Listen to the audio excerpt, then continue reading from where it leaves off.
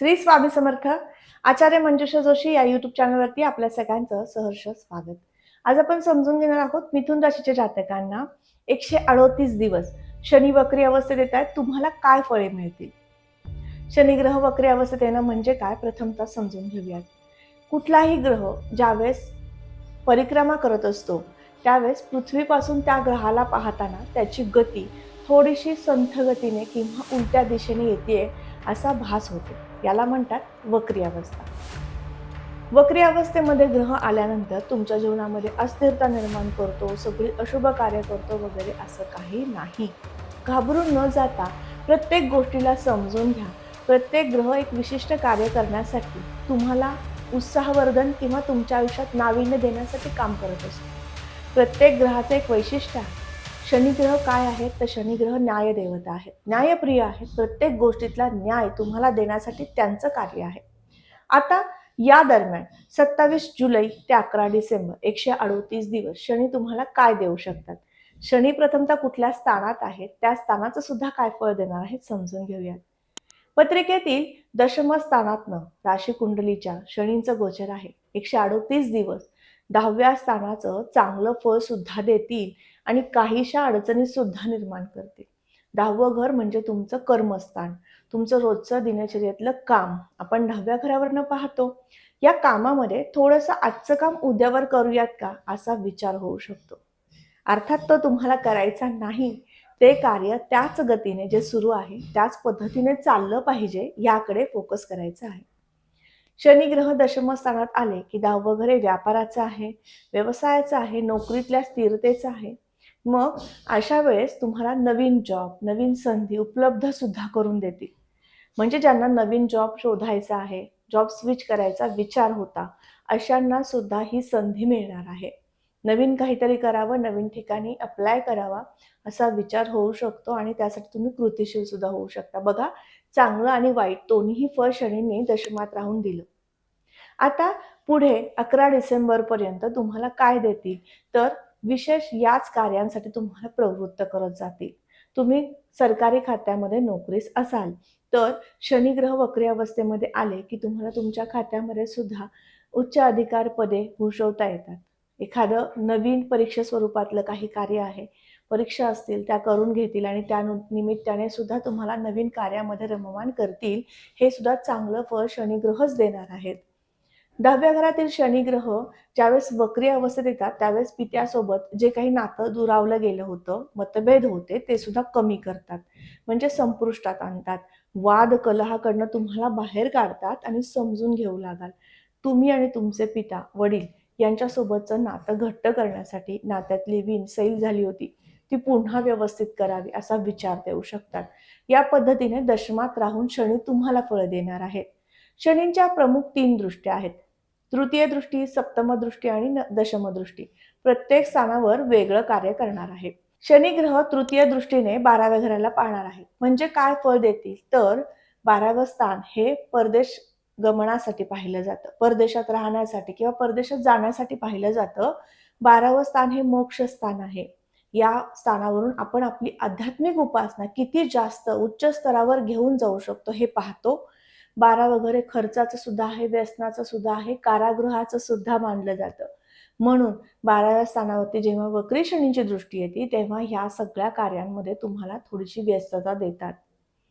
या 12व्या स्थानावरती शनींची तृतीय दृष्टी आल्यामुळे तुम्हाला अधिक खर्चिक वृत्ती वाढणार आहे. खर्च तुम्ही जास्त करू लागाल. खर्चिक वृत्ती वाढल्यामुळे सुद्धा तुम्हाला एक योग्य सल्ला देण्यात येतो की तुम्ही जी गुंतवणुकी करताय, खर्च करताय ते योग्य आहेत का, पडताळणी करून पहा. अवाढव्य खर्च होतोय का याचा विचार झाला पाहिजे, हा प्रमुख सल्ला तुमच्यासाठी असेल. 12व्या स्थानावरती शनी ग्रहांची तृतीय दृष्टी आल्यामुळे तुम्ही थोडेसे आध्यात्मिक बैठक वाढवणार आहात, मनापासून उपासनेकडे लक्ष देणार आहात.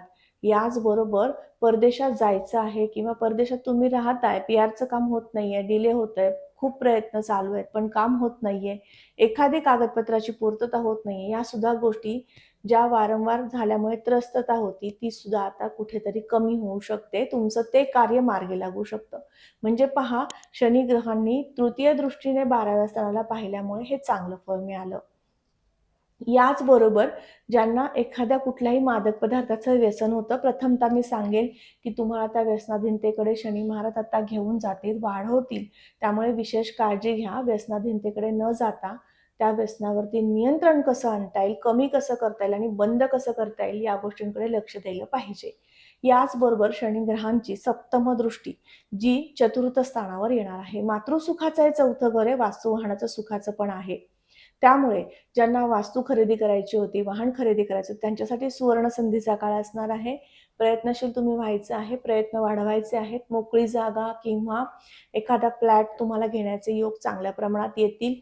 त्याचबरोबर एखादं नवीन आधुनिक पद्धतीचं वाहन, यापेक्षा मी सांगेल एखादं माल वाहतुकी संदर्भातलं वाहन खरेदी करायची इच्छा होती, व्यापारामध्ये एक नवीन वाहन आणायची इच्छा होती, ज्यांचा वाहतुकी संदर्भातील व्यवसाय आहे, त्यांच्यासाठी तर ही सुवर्ण काळ किंवा चांगली संधी असणार आहे. त्यांच्यासाठी विशेष शनिदेव त्यांना त्यांचं स्वप्न पूर्ण करून देतील, त्यामध्ये इन्व्हेस्टमेंट करायला लावतील. मातृसुखाच्या दृष्टीने ह्या 138 दिवसांमध्ये थोडेफार प्रमाणात आईसोबत मतवैचारिकता वाढणार आहे.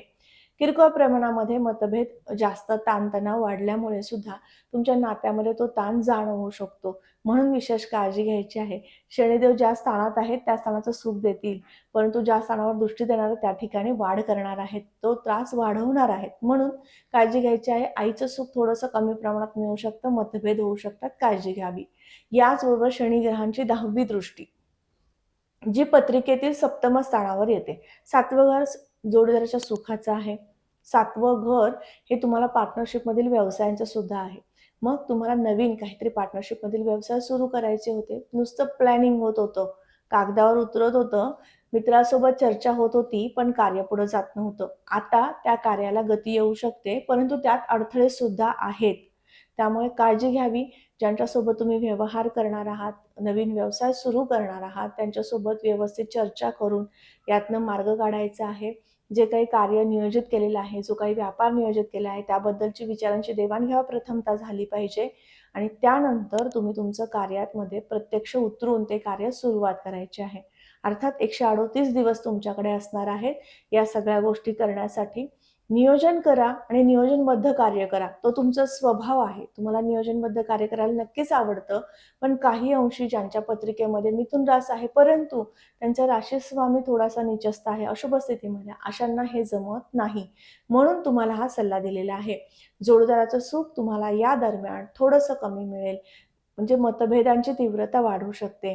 एखादं विशिष्ट कार्य तुम्ही करताय, तुमच्या पत्नीचं किंवा पतीचं त्याच्यामध्ये सहकार्य आमूलाग्र असणं अपेक्षित आहे, परंतु ते नाही मिळत आहे म्हणून चिडचिड होतीये. अशा काहीच्या स्थितीतनं जावं लागू शकतं. म्हणून तुम्ही जास्तीत जास्त शनिग्रहाची उपासना करायची. शनिग्रहांच्या 3 दृष्ट्या प्रत्येक स्थानावरती चांगली आणि वाईट अशी फळं देणार आहेत. वक्री अवस्थेमध्ये असणार आहेत. त्यामुळे शनी चालीसा पठण करणं तुमच्यासाठी उपयुक्त ठरेल. दर शनिवारी शनींचं दर्शन घेणं तुमच्यासाठी लाभदायक आणि उत्साहवर्धन करून घेण्यासाठी उपयुक्त ठरेल. आणि याचबरोबर शनी ग्रहांची उपासना करताना जो वर्ग अगदी अल्प प्रमाणामध्ये कार्य करतोय, उत्पन्नाचा स्रोत त्याचा खूप कमी आहे, अशा वर्गांना तुम्हाला जास्त मदत करायची आहे. अर्थात जो वर्ग कर्मचारी विभागामध्ये काम करतो, रस्ते साफसफाई किंवा इतर काही साफसफाईची कामे करतो, अशा वर्गांना तुमच्याकडनं होता होईल तेवढं दानधर्म करत चला. याने सुद्धा शनीची चांगली फळे वक्री अवस्थेतील तुम्हाला मिळू शकतात. या पद्धतीने उपाय करू शकता.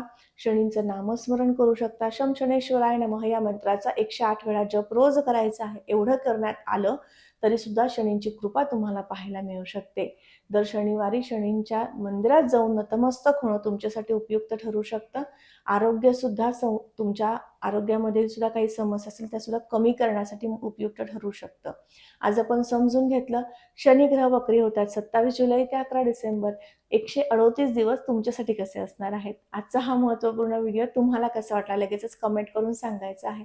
कमेंटमध्ये श्री स्वामी समर्थ लिहिण्यास अजिबात विसरू नका. त्याचबरोबर तुम्हाला वास्तुशास्त्रानुसार कोणती माहिती हवी आहे, कोणत्या व्हिडिओजला घेऊन पुढे येऊ, कोणत्या व्हिडिओची मालिका तुम्हाला पाहायला आवडणार आहे, त्याबद्दल सुद्धा नक्की समजून घ्यायचं आहे मला आणि त्याचे व्हिडिओ पुढे घेऊन यायचे आहेत. त्यामुळे नक्की त्याबद्दल सुद्धा कमेंटमध्ये लिहून पाठवा. त्याचबरोबर जी राशीफळांची मालिका आहे, त्याचबरोबर या अशा विशिष्ट विषयांवरचे व्हिडिओ सुद्धा घेऊन येणार आहे. पुन्हा भेटणार आहे अशाच महत्त्वपूर्ण माहितीला घेऊन. तोपर्यंत आत्ता आपली रजा घेते. श्री स्वामी समर्थ. जय जय स्वामी समर्थ. रामकृष्ण हरी.